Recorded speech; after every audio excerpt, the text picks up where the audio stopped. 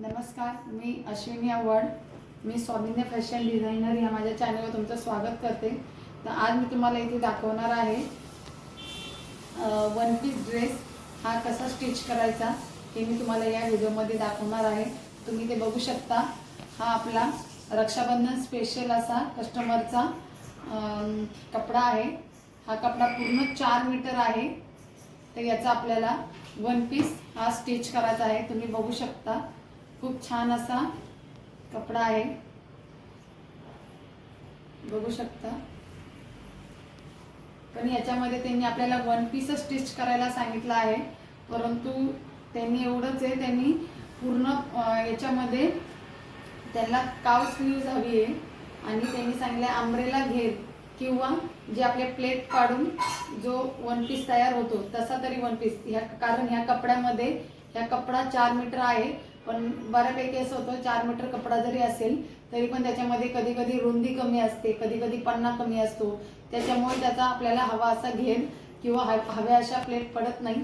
त्याच्यामुळे कस्टमरनी एवढंच सांगितलंय की याच्यामध्ये जर गोल आकाराचा जो घेर असतो अम्ब्रेला टाईप तो बसला तर तो घ्या, किंवा जर प्लेट बसल्या तर प्लेट घ्या. कारण याची आपल्याला जी स्लीव्स स्टिच करायची आहे ती स्लीव्स काव स्लीव्ज आहे. त्याच्यामुळे आपण पहिल्यांदा याचा पुढचा भाग, मागचा भाग आणि स्लीव्स हे सगळं पहिलं कटिंग करून घेणार आहोत.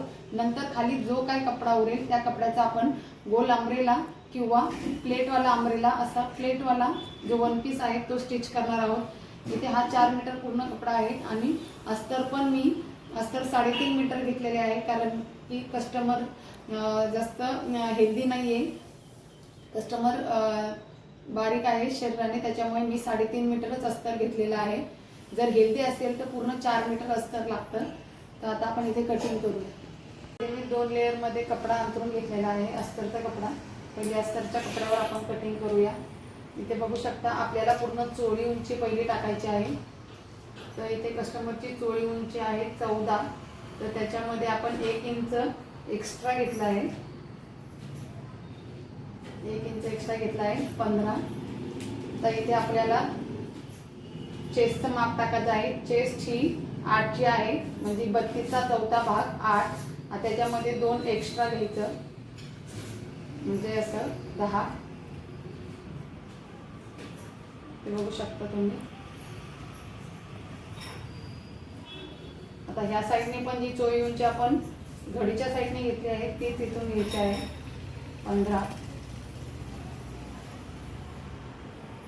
फक्त कधी पण सगळ्या बाजूने पूर्ण पहिलं माप घेऊन बघायचं की सगळं व्यवस्थित आलेलं आहे की नाही. मग तो चौकोन पूर्ण आपल्याला ड्रॉ करून घ्यायचा आहे.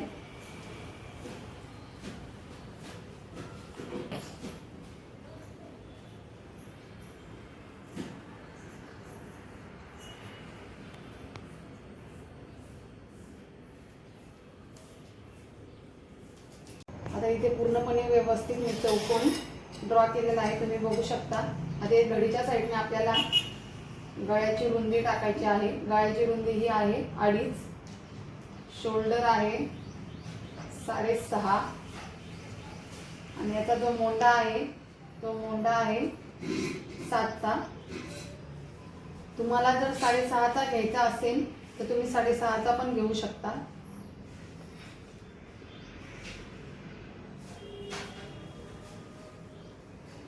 इथे आपण जो शेप देणार आहोत तो 1 इंचावर आहे. इथे हलकासा असा गोल शेप घ्यायचा. पुढचा गळा आहे 6चा.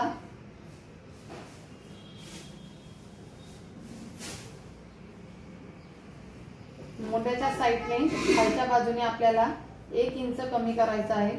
1 इंचावर ड्रॉ करून इथे आपण ही लाईन अशी मारून घ्यायची आहे. ते बघू शकता तुम्ही. पूर्ण व्यवस्थितपणे माप झालेला आहे. गळ्याची रुंदी आहे 2.5.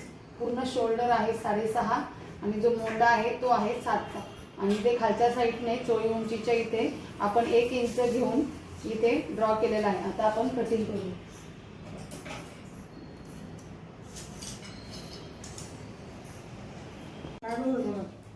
इथे आता आपल्याला आपली बॅक साईड आणि फ्रंट साईड ही पूर्ण रेडी झाली आहे। इथे मागच्या साईडला आणि पुढच्या साईडला सेमच माप आहे, फक्त जी बॅक साईड आहे तिथे मी 3.5चा गळा ठेवलेला आहे। तुम्हाला जर मोठा लागत असेल तर तुम्ही मोठा पण ठेवू शकता। ते बघू शकता ही बॅक साईड आणि ही फ्रंट साईड आहे। आता आपण आपल्या ह्या कपड्यावर कटिंग करून घेऊया। आता आपण अस्तर कटिंग करून आपल्या मेन कपड्यावर पण कटिंग करून घेतलेली आहे, हे बघू शकता तुम्ही। आता इथे मी गळ्याच्या साईडने शिलाई मारून हा अस्तरचा कपडा पूर्णपणे पलटी करेन आणि इथे दाब शिलाई देईल। जर तुम्हाला आवडत असेल तर तुम्ही इथे कॅनव्हासची पण फिनिशिंग करू शकता। अशा प्रकारे मी पूर्ण अस्तर जॉईन करून घेतलेला आहे। पुढचा गळा मागचा गळा पूर्णपणे स्टिच करून रेडी आहे। फक्त पुढच्या साईडला मी 2 टक्स मारलेले आहेत, तुम्ही बघू शकता। 4.5च्या अंतरावर मारलेले आहेत आणि त्याची उंची 4ची ठेवली आहे। तर पुढच्या साईडने मी टक्स मारलेले आहेत जेणेकरून कम्फर्टेबल पुढच्या साईडने व्यवस्थित बसतं, ते बघू शकता। पुढची साईड आता आपली रेडी झालेली आहे। आता इथे आपण याला जे आपल्याला खालचा आपल्याला जो घेर द्यायचा आहे तो गोल घेर नाही, तर आपल्याला प्लेट पाडायची आहे त्याच्यावर। तर आपली पूर्ण उंची 45 आहे, पूर्ण वरपासून ते खाली गुडघ्याच्या खालीपर्यंत पूर्ण उंची 45 आहे। तर आपल्याला 45 मधली जी आपली वरची जी चोळी उंची आहे ही चोळी उंची एकूण 14ची आहे। तर त्या 45 मधून 14 इंच कट करून उरलेलं जे माप आहे ते माप आपल्याला या खालच्या कपड्यावर टाकायचं असतं। जसं की याची उंची 14ची आहे, पूर्ण उंची 45 आहे। तर 45 मधून 14 कट केले तर उरले 31 उरले। तर 31 मधील आपल्याला प्लेट पाडायला खाली अर्धा इंच, खालच्या साईडने आपल्याला डबल लेअर मध्ये प्लेट पाडायचे आहेत। तर खालच्या साईडने अर्धा इंच, असा 1.5 इंच आपल्याला एक्स्ट्रा घ्यायचा आहे। जसं की 31चं माप आहे तर त्याच्यामध्ये आपल्याला 1.5 इंच म्हणजे 32.5 किंवा 33 इंचावर आपण हा कपडा कट करून त्याच्या ह्या ठिकाणी व्यवस्थित प्लेट पाडणार आहोत। कधी पण माप खालच्या साईडचं जे आपण घेर घेतो किंवा प्लेटसाठी जो कपडा कट करतो तो कधी पण अर्धा इंच किंवा 1 इंच हा एक्स्ट्रा ठेवायचा, जेणेकरून कमी पडलं तर आपण काही करू शकत नाही, पण जर जास्त कपडा असेल तर आपण नंतर फोल्ड करू शकतो किंवा कटिंग करून पण फोल्ड करू शकतो। त्याच्यामुळे आपल्याला हा खालचा कपडा मी 33च्या मापावर कट करणार आहे। हे जे तुम्हाला पूर्ण कपडा हा दिसतोय हा मी डबल लेअर मध्ये हा कट करणार आहे। जसे की वरच्या साईडला प्लेट पडल्यावर खालचा जो कपडा येईल त्या कपड्यावर पण प्लेट पाडायचे आहे, तशा 2 लेअर मध्ये मी कटिंग करणार आहे। आपले हे जे मोरपीस आहेत हे मोरपीस असे स्ट्रेट दिसले पाहिजे, त्याच्यामुळे मी जी घडीची बाजू आहे त्या घडीच्या बाजूने कट करून हा जो कपडा आहे जेवढा येईल तेवढा याच्यामध्ये मी व्यवस्थित प्लेट पाडून घेणार आहे। तर आता हा आपण डबल लेअर मध्ये कट करूया। जसं की आपलं पूर्ण आलं 35, तर 35च्या अर्धे करून हा मी कपडा मधून कट करणार आहे, कारण आपल्याला हा 2 लेअरचा स्टिच करायचा आहे। आता मी कट करते। तर हा कपडा इथे मी कट करून घेतलेला आहे। तर जसं मी तुम्हाला सांगितलं की पूर्ण उंची जी चोळी उंचीच्या खाली जी आहे त्यात आपण एक्स्ट्रा घेऊन मी 35 इंच घेतलेला आहे। तर आता आपल्याला वरच्या साईडने 35 इंचावर मी इथे मार्क करते आणि आपल्याला डबल लेअर मध्ये शिवायचा आहे, म्हणून इथे मी 35चा अर्धा म्हणजे 35चा अर्धा किती येतो 17.5 येतो। तर मी इथे पूर्ण 17.5 वर मार्क करून घेते। ह्या साइड पासून तर त्या साइड पर्यंत मी पूर्ण 17.5 वर मार्क करून घेते। जसं तुम्हाला सांगितलं तसं मी कपडा फोल्ड करून 2 लेअर मध्ये मार्क करून घेतलेला आहे। 17.5 आणि 17.5 वर मी मार्क केलेला आहे। आता आपण ते कटिंग करूया।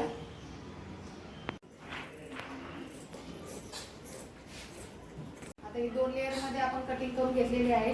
हा खालचा जो लेअर आहे ते आपण बाजूला ठेवून देऊया। आता इथे आपण अशा छोट्या छोट्या प्लेट काढून त्या कपड्यावर इथे आपण त्याला अटॅच करूया. पहिल्या स्टार्टिंगला इथे छोट्या छोट्या प्लेट पाडल्यानंतर मग आपल्याला तो कपडा इथे पूर्णपणे अटॅच करायचा आहे. आता इथे मी तुम्हाला सांगितल्याप्रमाणे आपण एका लेअरला छान अशा छोट्या छोट्या प्लेट पाडून घेतलेल्या आहेत आणि आता इथे हे व्यवस्थितपणे ठेवून तुम्ही बघू शकता. हे उलट्या साईडने ठेवून आपण इथे पूर्णपणे शिलाई मारणार आहोत.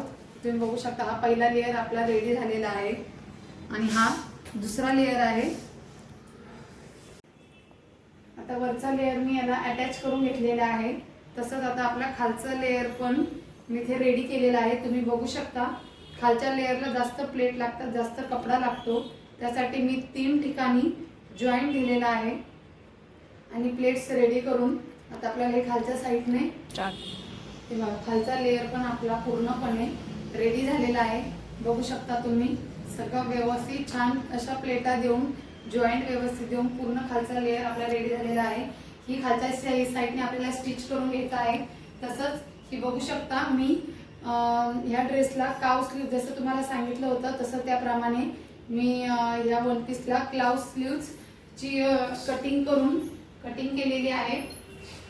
तर आपल्याला इथे खालचा जॉईंट दिल्यावर आपल्याला इथे काव स्लीव्स पण रेडी केलेले आहे. त्याला इथे स्टिच करायचं आहे. या काव स्लीव्हचा व्हिडिओ मी ऑलरेडी आपल्या चॅनलवर शॉर्ट व्लॉगमध्ये अपलोड केलेला आहे, तो तुम्ही तिथे जाऊन बघू शकता. आता अशा प्रमाणे आपण पूर्णपणे हे स्टिच करून घेऊया. अशा प्रकारे आपला रक्षाबंधन स्पेशल 2 लेअरचा वन पीस इथे रेडी झालेला आहे. स्टिच करून तुम्ही बघू शकता छान अशी फिनिशिंग झालेली आहे. काव स्लीव्ज ही पूर्णपणे स्टिच केलेली आहे. वरच्या साईडच्या प्लेट, खालच्या साईडच्या प्लेट तुम्ही बघू शकता खूप छान अशा स्टिच केलेल्या आहेत. खूप छान असा घेर त्याला आलेला आहे. तुम्ही बघू शकता. तर असेच नवनवीन व्हिडिओ बघण्यासाठी आपल्या चॅनलला सबस्क्राईब करा आणि हा व्हिडिओ तुम्हाला कसा वाटला, हा वन पीस स्टिच केलेला तुम्हाला कसा वाटला हे मला तुम्ही कमेंटमध्ये नक्की सांगा. आणि आपल्या व्हिडिओ आवडल्यास व्हिडिओला लाईक करा, शेअर करा आणि सबस्क्राईब करा. थँक्यू.